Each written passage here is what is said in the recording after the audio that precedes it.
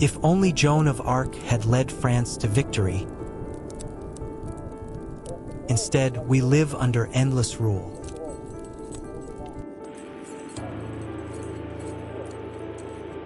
Yeah, this wasn't supposed to happen. Let's rewind real quick, shall we?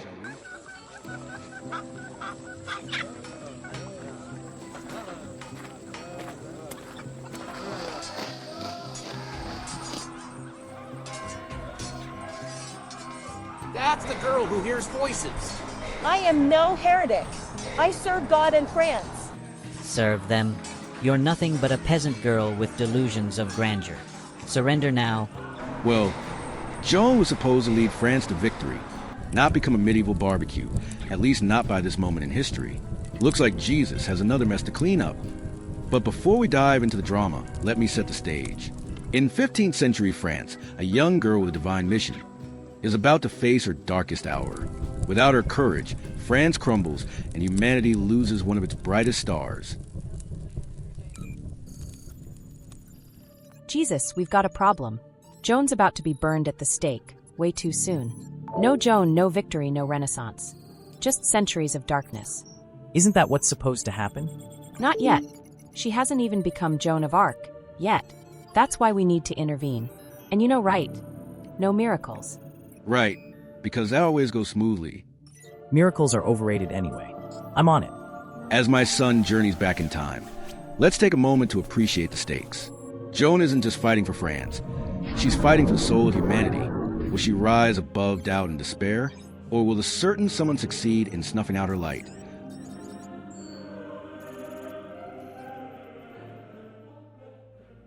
We arrive in 15th century France, a land where chivalry is alive. But justice takes a vacation every other Tuesday. I've got a lot on my plate, so I sent Jesus. You're welcome, humanity. Medieval France. Great food, terrible justice system. What business do you have here, monk? Just here to witness history. Or, if I'm lucky, stop it from going up in smoke. And I'm watching this whole thing unfold like it's the latest episode of Heavenly Realities. Spoiler alert, it's about to get dramatic.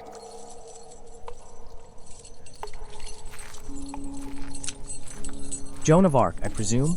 Another monk? Here to hear my last confession? Or are you here to tell me God has abandoned me too? Oh, please. If I abandoned you, would I have sent him? You're not just a girl with a sword. You're hope. France needs you. Hope. I'm about to burn.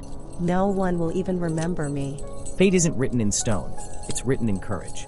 Moses didn't part the Red Sea with magic. He believed.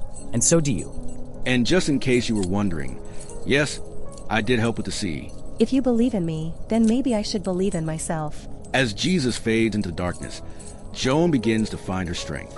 But outside the cell, Bartholomew is weaving a web of deceit among the court officials. Joan marches toward the courtroom. As the air grows thick with tension, the judges are ready to condemn her. The crowd is hungry for drama, but Joan, she's not afraid anymore. Welcome to the trial of the century. In one corner, Joan of Arc, a teenage warrior with divine conviction. In the other, a bunch of grumpy old men in robes. And let's not forget Bartholomew, the devil in disguise. Joan of Arc, you stand accused of heresy. How do you plead? I am no heretic. I serve God in France. Your Honor, if I may, if you burn her, you burn France's future. Who are you to speak in this court? Just a humble servant of the truth. And the truth is, Joan's mission is divinely inspired. Perhaps Joan hears demons, not angels. After all, there is a way that seems right to a man, but its end is death. Proverbs 14 verse 12. Oh, he's quoting scripture now? That's low, even for him. But my son's got a trick or two up his sleeve.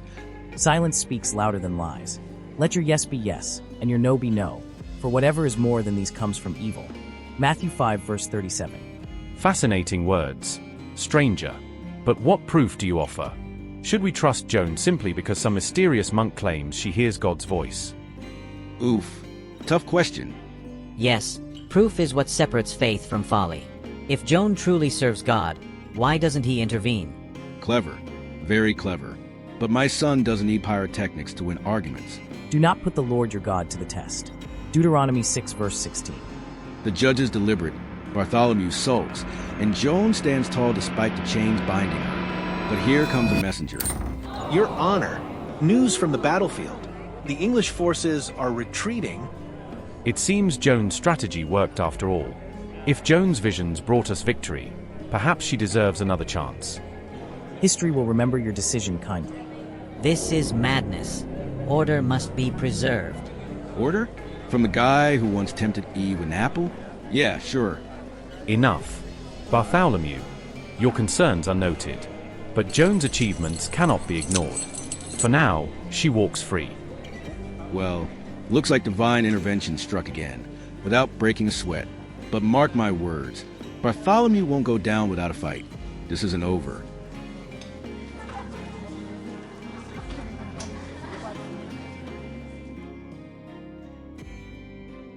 Fast forward a few weeks.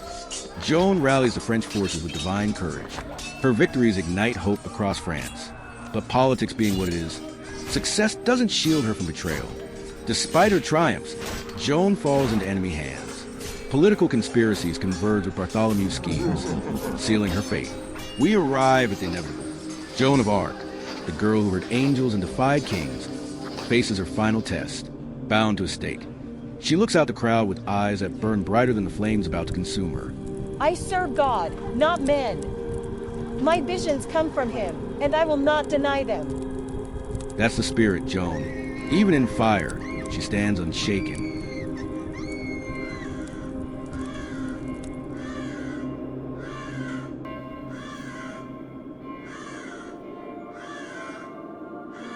Meanwhile, at the Cosmic Office. Nice work, Jesus. Joan's legacy is now part of history. France stands strong, and her name will echo through generations.